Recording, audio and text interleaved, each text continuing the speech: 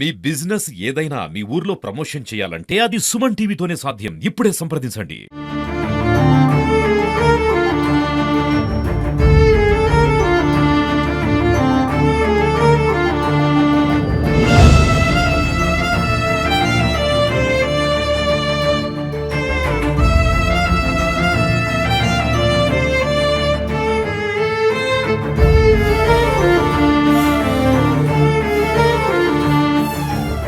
రాష్ట్ర వ్యాప్తంగా కలకం లేపిన సూర్యాపేట పరువు హత్య కేసులో పోలీసులు అయితే తమ విచారణ అయితే ముమ్మరం చేశారు. హత్య చేసింది భార్గవి సోదరులు. ఏదైతే బంటికి సంబంధించిన భార్య ఉందో భార్యకు సంబంధించిన ఇద్దరు సోదరులు, వాళ్ళ దూర బంధువు బైరు మహేష్ అయితే పోలీసులు దాదాపు ఒక నిర్ధారణకు వచ్చిన పరిస్థితి ఉంది. ప్రస్తుతం మనం బంటిని హత్య చేసిన ప్రదేశంలో ఉన్నాం. ఇక్కడ సూర్యాపేట జనగాం రోడ్ లో సింధు కాలనీ వెనకాల ఒక నిర్మానుష్య ప్రదేశంలోనే ఇక్కడ మనం చూస్తున్న ఈ ప్రదేశంలోనే బంటిని హత్య చేసినట్లు తెలుస్తా ఉంది. ఇక్కడ కళ్ళు కోసం వచ్చి వెళ్దామని బైరు మహేష్ బంటితో ఇక్కడికి తీసుకొచ్చారు. దాదాపు 4 గంటల పాటు ఇద్దరు గడిపారు. అయితే ఈ హత్య పథకం ప్రకారమే జరిగినట్లయితే తెలుస్తా ఉంది. పోలీసుల విచారణలో అయితే ఇంకా నమ్మలేని విషయాలు బయటకు వస్తున్నాయి. 26వ తేదీన ఆ రోజు మొత్తం కూడా బైరు మహేష్ అనే వ్యక్తితోనే బంటి ఉన్నట్లు తెలుస్తా ఉంది.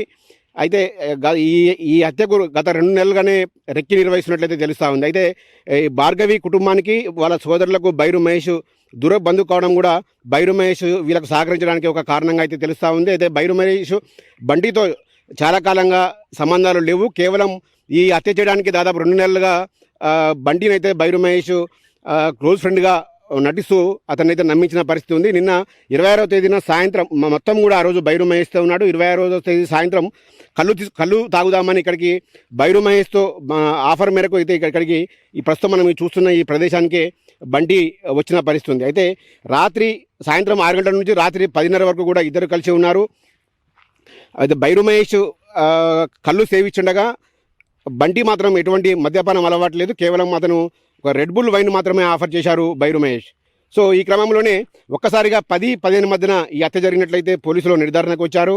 ఈ 10 గంటల ప్రాంతంలో అందరూ ఇక్కడ ఎవరు చుట్టుపక్కల పరిసర ప్రాంతాల్లో ఎవరూ లేరని గమనించిన బైరు మహేష్ ఉన్నాడు. బైరు మహేష్ వెంటనే వాళ్ళ సోదరి మనులకైతే సమాచారం ఇచ్చాడు. సోదరులకు ఏదైతే భార్గవి సోదరులు ఉన్నారో నవీన్ వంశీ, అప్పటికే ఈ ప్రీ ప్లాన్ ప్రకారమే వీళ్ళంతా కూడా పక్కనే మాటు వేసి ఉన్నారు ఒక కారులో వచ్చి. సో ఎవరు లేరని గమనించిన బైరు మహేష్ వాళ్ళ సోదరులకు సమాచారం ఇవ్వడం, అంతలోనే బైరు మహేష్ కూడా నువ్వు ఇటువంటి ఇంత దారుణానికి ఇలా పెళ్ళిలా చేసుకుంటావంటూ అతనిపై ఒక్కసారిగా కోపోద్రికుడై అతన్ని ఊపిరాడకుండా గట్టిగా తన చేతితో, అయితే బైరు మహేష్ అయితే ఒక ఆజానుబాహుడుగా ఉంటాడు. ఆయన పర్సనాలిటీ కూడా హెవీగా ఉంటుంది. సో బంటి మాత్రం ఇంకా కొంత బక్కగా ఉండడంతో అతను ఊపిరాడకుండా అతన్ని కదలకుండా చేశాడు బైరు మహేష్. ఇంతలోనే పరుగున వచ్చిన వంశీ, నవీన్ కుమార్, భార్గవి సోదరులు ఉన్నారో వంశీ 2 కాళ్ళు పట్టాడు. అదేవిధంగా పక్కనే ఉన్న ఈ రాళ్ళు మనం చూస్తాము. ఇదంతా కూడా ఒక వెంచర్, ఇది పాత వెంచర్. ఇది వెంచర్లో అన్నీ కూడా ప్లాట్లకు పడిన రాళ్ళు ఉన్నాయి. ఈ రాళ్ళను తీసుకొని బైరు మహేష్ మెడబట్టాడు బిర్రుగా. వంశీ 2 కాళ్ళపై కూర్చున్నాడు. సో నవీన్ కుమార్ ఒక్కసారిగా ఆగ్రహం వ్యక్తం చేస్తూ మాకే ద్రోహం చేస్తావా అంటూ ఒక్కసారిగా రాయి తీసుకొని అతన్ని ఇష్టానుసారంగా బాధిన పరిస్థితి. ఇతను చనిపోయేంత వరకు కూడా దాదాపు బాధిన పరిస్థితి. ఈ బాధిన క్రమంలోనే అతని రిబ్స్ మొత్తం కూడా పూర్తిగా ముక్కలుగా అయిన పరిస్థితి ఉంది. సో చంపేసిన తర్వాత బాడీని, ఏదైతే బంటి ఉన్న డెడ్ బాడీని తీసుకెళ్లి తమ గ్రామ శివారులోనే పిల్లలమర్రి చెరువు కట్టపై, కెనాల్ కట్టపైన పడవేసిన పరిస్థితి ఉంది. సో ఈ క్రమంలోనే పోలీసులు అయితే ఇంకా విచారణ అయితే ఇంకా ముమ్మరం చేస్తున్నారు. అయితే ప్రత్యక్షంగా చివరిగా బంటిని హత్య చేసింది భార్గవి కుటుంబీకులని ఒక నిర్ధారణకు అయితే వచ్చినట్టు తెలుస్తూ ఉంది.